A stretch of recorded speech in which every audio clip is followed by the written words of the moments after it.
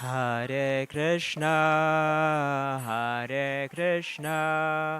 Krishna Krishna, Hare Hare, Hare Rama, Hare Rama, Rama Rama, Hare Hare.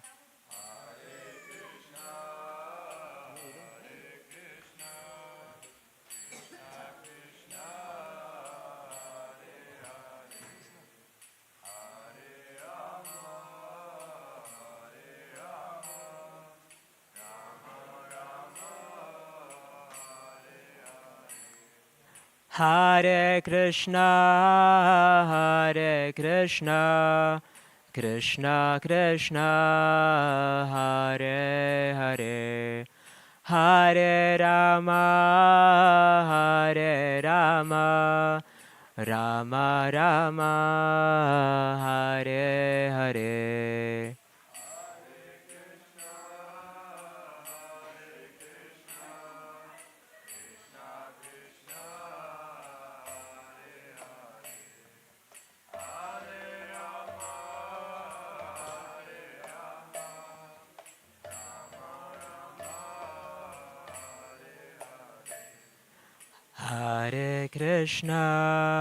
Hare Krishna, Krishna Krishna, Hare Hare, Hare Rama, Hare Rama, Rama Rama, Hare Hare.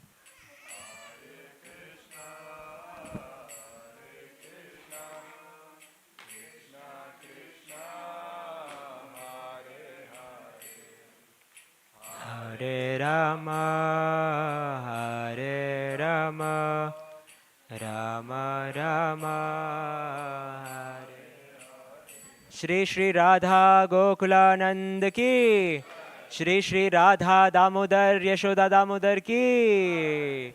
Hare Krishna, thank you so much for singing it with us. We'll quickly read the translation to this beautiful song. To the Supreme Lord, whose form embodies eternity, knowledge, and bliss, whose earrings swing to and fro, who shines beautifully in Gokula, who, due to the offense of breaking the pot of yogurt that his mother was churning into butter, and then stealing the butter that was kept hanging from a swing, quickly ran from the grinding motor in fear of Mother Yashoda, and who was finally caught from behind by her, who ran faster than he, to that Supreme Lord Sri Damodar, I offer my humble obeisances. Seeing the whipping stick in his mother's hand, he is crying and rubbing his eyes again and again with his shoe lotus hands. His eyes are filled with fear, and the necklace of pearls around his neck, which is marked with 3 lines like a conch shell, is shaking because of his quick breathing due to crying. To this Supreme Lord Sri Damodar, whose belly is bound not with ropes, but with his mother's pure love, I offer my humble obeisances. By such childhood pastimes as this, he is drowning the inhabitants of Gokula in pools of ecstasy and is revealing to those devotees who are absorbed in knowledge of his supreme majesty and opulence that he is only conquered by devotees whose pure love is imbued with intimacy and is free from all conceptions of awe and reverence. With great love, I again offer my obeisances to Lord Damodara hundreds and hundreds of times. O Lord, although you are able to give all kinds of benedictions, I do not pray to you for the boon of impersonal liberation, nor the highest liberation of eternal life in Vaikuntha, nor any other boon which may be obtained by executing the 9 processes of bhakti. O Lord, I simply wish that this form of yours as Bal Gopal and Vrindavan may ever be manifest in my heart. For what is the use to me of any other boon besides this? O Lord, your lotus face, which is encircled by locks of soft black hair tinged with red, is kissed again and again by Mother Yashoda, and your lips are reddish like the bimba fruit. May this beautiful vision of your lotus face be ever manifest in my heart.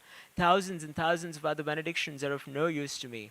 O Supreme Godhead, I offer my obeisances unto you. O Damodar, O Ananta, O Vishnu, O Master, O my Lord, please be pleased upon me. By showering your glance of mercy upon me, deliver this poor ignorant fool who is immersed in an ocean of worldly sorrows and become visible to my eyes. O Lord Damodar, just as the two sons of Kuvera, Manigriva and Nalakuvara, were delivered from the curse of Narada and made into great devotees by you in your form as a baby tied with rope to a wooden grinding mortar, in the same way, please give to me your own prema bhakti. I only long for this and have no desire for any kind of liberation.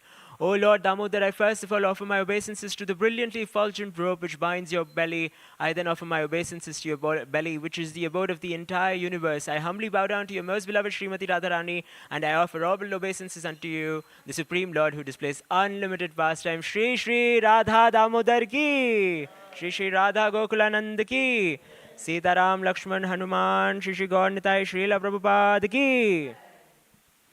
Hare Krishna, we'll now be having Krishna book reading by His Grace Sanket Prabhu.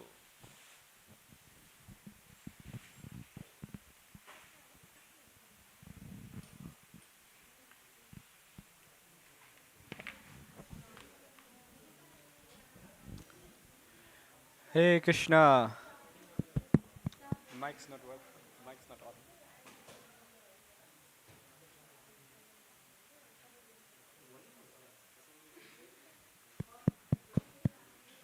Hare Krishna.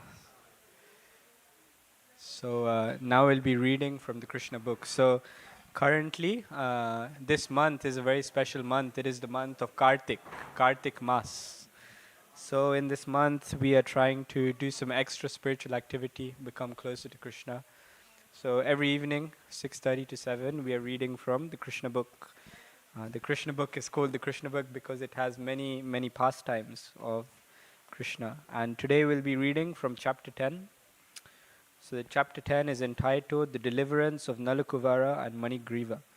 So chapter 10 is actually related to the Damodar Leela. So the Kartik month is explained to be a month where we focus on the pastime of Damodar. Damodar means Dam Udar, one who is bound by his belly. So on the altar you may have seen there was at the bottom there was the murti of Yashoda and Damodar. So Mother Yashoda was tying Krishna by the belly to a wooden grinding mortar. So this is what happens in chapter 9 in Krishna book. So Krishna is currently being tied up to a wooden grinding mortar, and now Mother Yashoda has left Krishna tied up like that as a punishment because Krishna had broken a pot of yogurt and stolen it and distributed it to the monkeys. So she has punished him by tying him up to the wooden grinding mortar, and now Krishna decides to get up to more mischief. So I'll read the last two paragraphs of chapter 9 and then we'll begin chapter 10. So after binding her son, Mother Yashoda engaged herself in household affairs. At that time, bound up to the wooden mortar, Krishna could see a pair of trees before him, which were known as Arjuna trees. The great reservoir of pleasure, Lord Sri Krishna, thus thought to himself, Mother Yashoda first of all left without feeding me sufficient milk, and therefore I broke the pot of yogurt and distributed the stock of butter in charity to the monkeys. Now she has bound me up to a wooden mortar. So I shall do something more mischievous than before. And thus he thought of pulling down the two very tall Arjuna trees. There is a history behind the pair of Arjuna trees. In their previous lives, the trees were born as the human sons of Kuver, and their names were Nalukuvara and Manigriva. Fortunately, they came within the vision of the Lord. In their previous lives, they were cursed by the great sage Narad in order to receive the highest benediction of seeing Lord Krishna. This benediction curse was bestowed upon them because of their forgetfulness due to intoxication. This story will be narrated in the next chapter. So today's chapter is chapter 10, the deliverance of Nalakuvara and Manigriva. The story of the cursing of Nalakuvara and Manigriva and their deliverance by Krishna under the all-blissful desire of the great sage Narada is here described. The two great demigods Nalakuvara and Manigriva were sons of the treasurer of the demigods Kuver, who was a great devotee of Lord Shiva. By the grace of Lord Shiva, Kuver's material opulences had no limit. As a rich man's sons often become addicted to wine and women, so these two sons of Kuvera were also addicted to wine and sex. Once these two demigods, desiring to enjoy entered the garden of Lord Shiva in the province of Kailas on the bank of the Mandakini Ganges. There they drank much and engaged in hearing the sweet singing of the beautiful women who accompanied them in that garden of fragrant flowers. In an intoxicated condition, the two demigods entered the water of the Ganges, which was filled with lotus flowers, and there they began to enjoy the company of the young girls exactly as a male elephant enjoys female elephants within the water. While they were thus enjoying themselves in the water, all of a sudden Narad, the great sage, happened to pass that way. He could understand that the demigods Nalakuvara and Manigriva were too much intoxicated and could not even see that he was passing. The young girls, however, were not so much intoxicated as the demigods, and they at once became ashamed at being naked before the great sage Narad. They began to cover themselves with all haste. The two demigods' sons of Kuver were so much intoxicated that they could not appreciate the presence of the sage Narad, and therefore did not cover their bodies. On seeing the two demigods so degraded by intoxication, Narad desired their welfare, and therefore he exhibited his causeless mercy upon them by cursing them. Because the great sage was compassionate upon them, he wanted to finish their false enjoyment of intoxication and association with young girls, and wanted them to see Lord Krishna face to face. He conceived of cursing them as follows. He said that the attraction for material enjoyment is due to an increase in the mode of passion. A person in the material world, when favored by the material opulence of riches, generally becomes addicted to three things: intoxication, sex, and gambling. Materially opulent men, being puffed up with the accumulation of wealth, also become so merciless that they indulge in killing animals by opening slaughterhouses. And they think that they themselves will never die. Such foolish persons, forgetting the laws of nature, become overly infatuated with the body. They forget that the material body, even though very much advanced in civilization, up, up to the position of the demigods, will finally turn into ashes or stool. And while one is living, whatever the external condition of the body may be, within there is only stool, urine, and various kinds of worms.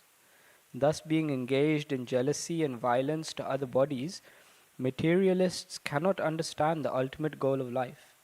And without knowing this goal of life, they generally glide down to a hellish condition in their next life. Such foolish persons commit all kinds of sinful activity on account of the temporary body, and they are even unable to consider whether the body actually belongs to them. Generally, it is said that the body belongs to the persons who feed it. One might therefore consider whether the body belongs to one personally or to the master to whom one renders service. The master of slaves claims full right to the bodies of the slaves because the master feeds the slaves. It may also be questioned whether the body belongs to the father, who is the seed giving master of the body, or to the mother, who develops the child's body in her womb. Foolish persons are engaged in committing all sorts of sin due to the misconception of identifying the material body with the self. But one should be intelligent enough to understand to whom the body belongs. A foolish person indulges in killing animals to maintain the body, but does not consider whether the body belongs to him or to his father or mother or maternal grandfather. Sometimes a father gives his daughter in charity to a person with a view of getting back the daughter's child as a son. The body may also belong to a stronger man who forces it to work for him. Sometimes a slave's body is sold to a master, and from that day on, the body belongs to the master. And at the end of life, the body belongs to the fire, because the body is given to the fire and burned to ashes. Or the body is thrown into the street to be eaten by the dogs and vultures. Before committing all kinds of sins to maintain the body, one should understand to whom the body belongs. Ultimately, it is concluded that the body is a product of material nature, and at the end it merges into material nature. Therefore, the conclusion should be that the body belongs to material nature. one should not wrongly think that the body belongs to him. To maintain a false possession, why should one indulge in killing? Why should one kill innocent animals to maintain the body? When a man is infatuated with the false prestige of opulence, he does not care for any moral instruction, but indulges in wine, women, and animal killing. In such circumstances, a poverty stricken man is often better situated, because a poor man thinks of himself in relation to other bodies. A poor man often does not wish to inflict injuries upon other bodies, because he can understand more readily that when he himself is injured, he feels pain.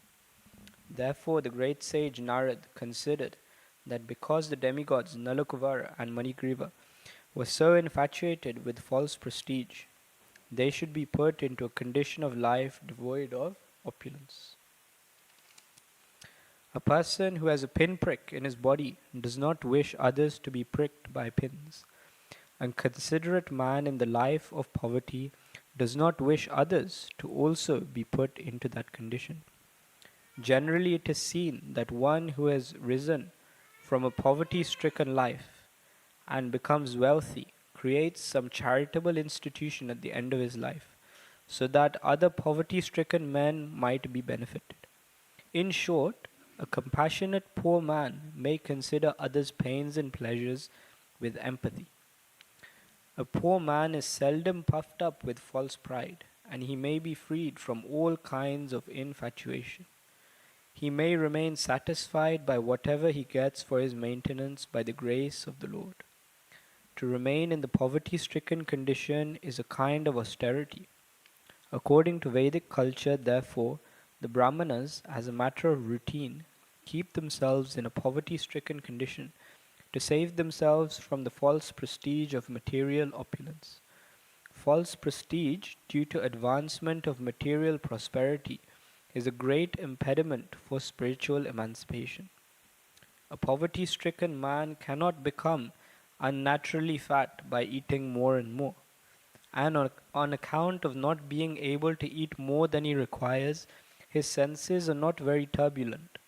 When the senses are not very turbulent, he cannot become violent.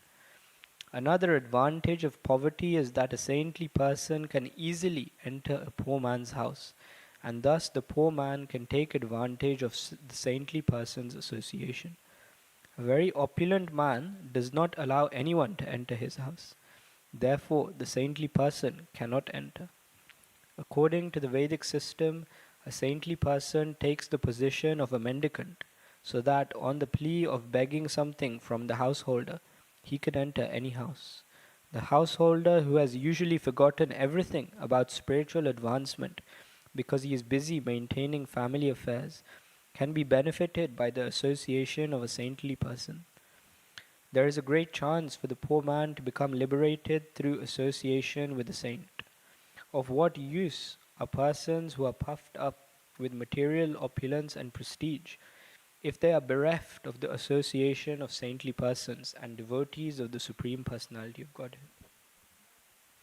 The great sage Narad thereafter thought that it was his duty to put those demigods into a condition where they could not be falsely proud of their material opulence and prestige. Narad was compassionate and wanted to save them from their fallen life. They were in the mode of darkness, and being therefore unable to control their senses, they were addicted to sex life. It was the duty of saintly persons like Narad to save them from their abominable condition. In animal life, the animal has no sense to understand that he is naked. But Kuver was the treasurer of the demigods, a very responsible man, and Nalakuvara and Manigriva were two of his sons. And yet they became so animalistic and irresponsible that they could not understand, due to intoxication, that they were naked. To cover the lower part of the body is a principle of human civilization, and when men or women forget this principle, they become no better than animals. Narad therefore thought that the best punishment for them was to make them immovable living entities, or trees. Trees are, by nature's laws, immovable. Although trees are covered by the mode of ignorance, they cannot do harm. The great sage Narad thought it fitting that although the brothers would be punished to become trees, by his mercy they would continue to keep their memory and be able to know why they were being punished. After changing the body, a living entity generally forgets his previous life.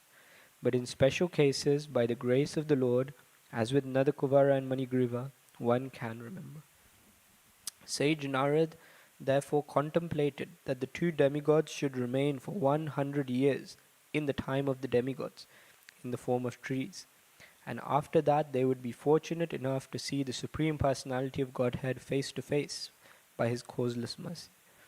And thus they would again be promoted to the life of demigods and become great devotees of the Lord.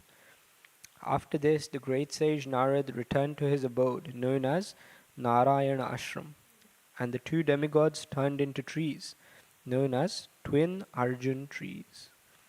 The two demigods were favored by the causeless mercy of Narad and given a chance to grow in Nanda's courtyard and see Lord Krishna face to face. Although child Krishna was bound up to the wooden mortar, he began to proceed to the twin trees in order to fulfill the prophecy of his great devotee Narad. Lord Krishna knew that Narad was his great devotee, and the trees were standing before him as twin Arjuna trees were actually the sons of Kuver. I must now fulfill the words of my great devotee Narad, he thought. Then he proceeded through the passage between the two trees. Although he was able to pass through the passage, the large wooden mortar stuck horizontally between the trees. Taking advantage of this with great strength, Lord Krishna began to pull the rope which was tied to the mortar. As soon as he pulled, the two trees, with all their branches and limbs, fell down with a great sound. Out of the broken, fallen trees came two great personalities, shining like blazing fire. All sides became illuminated and beautiful by their presence. The two purified personalities immediately came before child Krishna and bowed down to offer their respects and prayers in the following words. Dear Lord Krishna, you are the original personality of Godhead, master of all mystic powers. Learned Brahmanas know very well that this cosmic manifestation is an expansion of your potencies, which are sometimes manifest and sometimes unmanifest. You are the original provider of the life, body, senses of all living entities. You are the eternal God, Lord Vishnu, who is all pervading, the imperishable controller of everything, and you are eternal time. You are the original source of the cosmic manifestation which is acting under the spell of the three modes of material nature: goodness, passion, and ignorance. You are living as the supersoul in all the multi-forms of living entities, and you know very well what is going on within the bodies and minds. Therefore, you are the supreme director of all of all activities of all living entities. But although you are in the midst of everything which is under the spell of the material modes of nature, you are not affected by such contaminated qualities. No one under the jurisdiction of the material modes can understand your transcendental qualities, which existed before the creation. Therefore, you are called the Supreme Transcendence. Let us offer our respectful obeisances unto the lotus feet of you, Lord Vasudev, the Supreme Brahman, who are always glorified by your personal internal potencies. In this material world, you make yourself known only by your different incarnations. Although you assume different types of bodies, these bodies are not part of material creation. They are always full of the transcendental potencies of unlimited opulence, strength, beauty, fame, wisdom, and renunciation. In the material existence, there is a difference between the body and the owner of the body, but because you appear in your original spiritual body, there is no such difference for you. When you appear, your uncommon activities indicate that you are the Supreme Personality of Godhead. Such uncommon activities are not possible for anyone in material existence. You, the Supreme Personality of Godhead, cause the birth and death, as well as the liberation of the living entities, and you are full with all your plenary expansions. You can bestow on everyone all kinds of benedictions. O Lord, O source of all auspiciousness and goodness, we offer our respectful obeisances unto you. You are the all-pervading Supreme Personality of Godhead, the supreme source of peace, and the Supreme Personality in the dynasty of King Yadu. O Lord, our father known as Kuver, the demigod, is your servant. Similarly, the great sage Narad is also your servitor, and only by their grace have we been able to see you personally. We therefore pray that we may always be engaged in your transcendental loving service, by speaking only about your glories and hearing about your transcendental activities. May our hands and other limbs be engaged in your service, and our minds always be concentrated at your lotus feet, and our heads always bowed down before the all-pervading universal form of your Lordship. When the demigods Nalakuvar and Manigriva finished their prayers, the child, Lord Krishna, the master and proprietor of Gokul, bound to the wooden grinding mortar by the ropes of Yashoda, smiled and said, "It was already known to me that my great devotee Narad Muni had shown his causeless mercy by saving you from the abominable condition of pride due to possessing extraordinary beauty and opulence in the family of demigods. He has saved you from gliding down into the lowest condition of hellish life. All these facts are already known to me. You are very fortunate because not only were you cursed by him, but you had the opportunity to see him. If someone is able by chance to see face to face a great saintly person like Narad, who is always serene and merciful to everyone, then immediately that conditioned soul becomes liberated. This is exactly like being situated in the full light of the sun. There cannot be any visionary impediment. Therefore, O Nolakavara and Manigriva, your lives have now become successful because you have developed ecstatic love for me. This is your last birth within material existence. Now you can go back to your father's residence in the heavenly planets, and by remaining in the attitude of devotional service, you will be liberated in this very life. After this, the demigods circumambulated the Lord many times and bowed down before him again and again, and thus they left. The Lord remained bound up with ropes to the wooden grinding mortar. Thus ends the Bhaktivedanta purport of the 10th chapter of Krishna, the deliverance of Nilukavera and Manigriva. Shri Shri Radha Gokulanand ki, Srila Prabhupada ki. So we'll shortly, the curtains will open in 1 minute and we will be having the Damodar Ashtakam again. So, thank you so much. Hare Krishna.